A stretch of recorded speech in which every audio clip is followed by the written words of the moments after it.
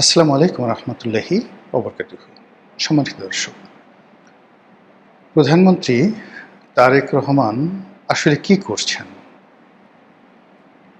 বা তাকে দিয়ে আসলে কি করানো হচ্ছে, বা তিনি তার যারা সঙ্গী সাথী আছেন তাদেরকে নিয়ে সত্যিকার অর্থে আসলে কি করছেন? এখানে রাজনীতি কতটা প্রাধান্য পাচ্ছে, তার অতীত যে কষ্ট, বেদনা, ক্ষোভ, সেটা তার বর্তমান শাসনকার্যে কতটা প্রাধান্য পাচ্ছে, তার যে জিঘাংসা, প্রতিশোধ স্পৃহা, তার কি কোনো লক্ষণ আমরা দেখতে পাচ্ছি? তিনি আসলে যেভাবে চলছেন তাতে আগামীতে রাজনীতিতে, রাষ্ট্র পরিচালনায় তিনি কি সফল হতে পারবেন? এই বিষয়গুলো নিয়ে কৌশলে আলোচনা করার চেষ্টা করব। কৌশল শব্দটা উচ্চারণ করলাম এই কারণে যে সরকার একেবারে নতুন। তো সেই নতুন সরকারের পথ চলাতে যেন আমার কোনো কথা বাধা হয়ে না দাঁড়ায়, তাদের মনোকষ্টের কারণ না হয়ে দাঁড়ায়, সেজন্য আমি প্রাণান্ত চেষ্টা করব। এর কারণ হলো দেশের স্টিয়ারিংটা এখন তারেক রহমান সাহেবের হাতে। ফলে আমরা যারা এই দেশের যাত্রী, আমরা যদি তারেক রহমান সাহেবের ভুল হয় একেবারে খাদে পড়ে যাব। আর যে যার অবস্থান থেকে যদি আমরা একটু চেষ্টা করি, তাহলে হয়তো তার হাতটি শক্তিশালী হবে। এই জন্য সমালোচনা করব, আলোচনা করব অনেকটা ভাইয়ের মতো। আপন ভাই যেভাবে ভাইকে সমালোচনা করে, এবং ঠিক অনেকটা ওনারশিপ নিয়ে সেভাবে চেষ্টা করব কিছু কথা বলার জন্য। প্রথম কথা হলো যে এই যে ১.৫ মাসে তিনি যা কিছু করছেন, এটিকে আমি যদি বলি রাষ্ট্র পরিচালনার যে ফান্ডামেন্টাল স্টার্টিং, কিংবা রাষ্ট্র পরিচালনার যেটা বলা হয় মৌলিক শুভ সূচনা, এর একটিও তিনি বা তার কোনো লোক এখন পর্যন্ত শুরু করেননি। অধিকাংশ তিনি এবং তার যারা মন্ত্রী পরিষদের সদস্য এবং সংসদ সদস্যরা যা কিছু করছেন, তাদের কথাবার্তা, আচরণ, চালচলন, বডি ল্যাঙ্গুয়েজ, প্রায় সব কিছুই হলো জনতুষ্টির জন্য, জনগণকে খুশি করানো, তাদেরকে আশ্চর্য করে দেয়া, সারপ্রাইজ করে দেয়া, যেটি রাজনীতির জন্য মারাত্মক ভয়ঙ্কর, রাষ্ট্র পরিচালনার জন্য আরও বেশি ভয়ঙ্কর। এর কারণ হলো রাজা বা যিনি রাষ্ট্র পরিচালনায় নিয়োজিত থাকেন, তার চিন্তা চেতনায় থাকবে জনগণের কল্যাণ। যেমন আমার সন্তান যখন চিপস খেতে চায়, চকলেট খেতে চায়, কিংবা তার যখন মামস হয়, ঠিক সেই সময়টাতে সে যখন আইসক্রিম খাওয়ার আবদার করে, আমি তখন যে সিদ্ধান্ত নেই, রাষ্ট্র পরিচালনার ক্ষেত্রে রাজাকে অমর সিদ্ধান্ত নিতে হয়। কিন্তু রাজা যদি তার প্রজাদের, জনগণের মনতুষ্টির জন্য, তাদের বাহবা পাওয়ার জন্য, হাততালির জন্য সদা সর্বদা চেষ্টা করেন, এতে রাজার সর্বনাশ হয় এবং জনগণের সর্বনাশ হয়। যে কাজটি জনাব তারেক রহমান সাহেব ফ্রম দ্য ডে ওয়ান, তিনি যেদিন বাংলাদেশে পা দিয়েছেন সেই দিন থেকে আজ অবধি এই কাজগুলি শুধু করে যাচ্ছেন। তার যে মৌলিক সিদ্ধান্তগুলো এই মুহূর্তে যে নেওয়া দরকার, এরকম কিছু সিদ্ধান্ত না নিয়ে বরং কিছু পূর্ব নির্ধারিত সমঝোতা, সিদ্ধান্ত তিনি এবং তার লোকজন উল্টে দিয়েছেন। যেমন ধরুন, জামাতের সাথে তার সম্পর্ক, ডক্টর ইউনূসের সাথে তার সম্পর্ক, এনসিপির সাথে তার সম্পর্ক একটা নির্দিষ্ট সীমারেখায় সমঝোতা হয়েছিল। এটি এখন ডে বাই ডে প্রকাশিত হচ্ছে, কিন্তু বিএনপি এটা স্মরণ করতে চাচ্ছে না। নির্বাচনের সময়টিতে আবার আওয়ামী লীগের সঙ্গে লিখিত, অলিখিত বা বুদ্ধিবৃত্তিক লেভেলে একটা সমঝোতা হয়েছিল। তার প্রেক্ষিতে আওয়ামী লীগের যারা ভোটার, তারা ভোট কেন্দ্রে এসে বিএনপিকে যে হারে ভোট দিয়েছে, এর বিনিময়ে আওয়ামী লীগ যা কিছু চায় সরকারের কাছ থেকে, সেটা তাদের জন্য বুমেরাং হয়ে যাচ্ছে। আওয়ামী লীগ নিষিদ্ধ হয়ে যাচ্ছে, আওয়ামী লীগের নেতাকর্মীরা জামিন পাচ্ছে না, এবং আওয়ামী লীগ যে নির্বাচনের সময় বিএনপিকে সহযোগিতা করেছে, অবস্থা দৃষ্টি মনে হচ্ছে যে এটা বিএনপির কোনো প্রয়োজনই ছিল না। এর বাইরে তাদের সঙ্গে চীনের একটা সমঝোতা হয়েছিল, দিল্লির একটা সমঝোতা হয়েছিল, আমেরিকার একটা সমঝোতা হয়েছিল। প্রায় সবগুলো সেক্টর এলোমেলো হয়ে গেছে। দিল্লি থেকে ফিরে আসার পরে প্রায় 2 ঘন্টা একান্ত বৈঠক করেছেন মার্কিন রাষ্ট্রদূত এবং পররাষ্ট্রমন্ত্রী। এই সময়টিতে এই বৈঠকটি বেশ ইঙ্গিতপূর্ণ, এবং সেই বৈঠকে যে দৃশ্য বা ছবি আমরা দেখলাম, এটি রীতিমতো চিন্তার কারণ হয়ে দাঁড়াচ্ছে। আরেকটি বিষয় সেটি হলো যে 1/11 1/11 এই 1/11 বিষয়টি আসলে বিএনপির উচিত ছিল ভুলে যাওয়া, অ্যাবসলিউটলি ভুলে যাওয়া। দ্বিতীয়, তাদের উচিত ছিল যে 1/11টা কেন হলো, এখানে বিএনপির কি দোষ ছিল। মানে যারা ধরুন 1/11তে বিএনপির সাথে বেইমানি করেছে নিজ দলের লোকজন, এদের মধ্যে তো স্পিকার সাহেবও আছেন। এখন স্পিকার সাহেব কেন 1/11 সময়টিতে দলের বিরুদ্ধে গিয়েছিলেন, এটা টানতে গেলে, কথা বলতে গেলে কেঁচো খুঁড়তে সাপ বের হয়ে আসবে, যেটি সামাল দেওয়া বিএনপির পক্ষে সম্ভব নয়। কাজেই ওটা ভুলে যেতে হবে। বরং তারেক রহমান সাহেব যদি এখন ক্ষমতার চেয়ারে বসে তিনি মনে করেন যে হাওয়া ভবনে বসে তার এই ভুল হয়েছে, তার কিছু বন্ধু বান্ধবের কারণে, আত্মীয় স্বজনের কারণে দল বিপদে পড়েছে, এবং তিনি এবং তার সরকার 2001 সনে প্রথম সামরিক বাহিনীকে দলীয়করণ করার চেষ্টা করেছিলেন একেবারে উলঙ্গভাবে। তার আগ পর্যন্ত সামরিক বাহিনীতে আসলে ওইভাবে দলীয়করণ ছিল না। সেই কাজটি কি ভালো হয়েছিল? কাজেই সেই কাজে তিনি যাদেরকে নিয়োগ করেছিলেন তারা কেন বেইমানি করলো, এটা প্রতিশোধ গ্রহণ করার চাইতে ওই কাজটি আমি আর করব না, সেটি তার জন্য সবচেয়ে বেশি জরুরি। সেই কাজটি তিনি করেননি।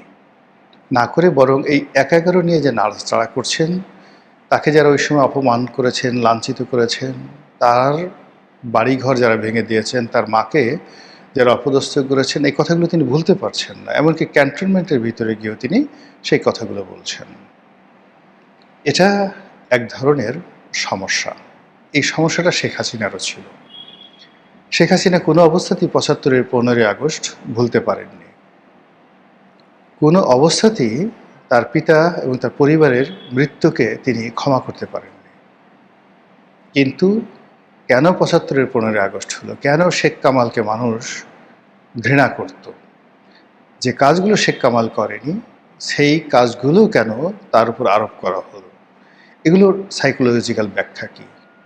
এই বিষয়গুলো যদি ক্ষমতায় থাকা অবস্থায় শেখ হাসিনা চিন্তা করতেন, তাহলে তাকে আসলে ক্ষমতা ছেড়ে যেতে হতো না। আবার এখন তিনি যদি এই কথাগুলো চিন্তা করেন, তার 2 পয়সার মূল্য হবে না।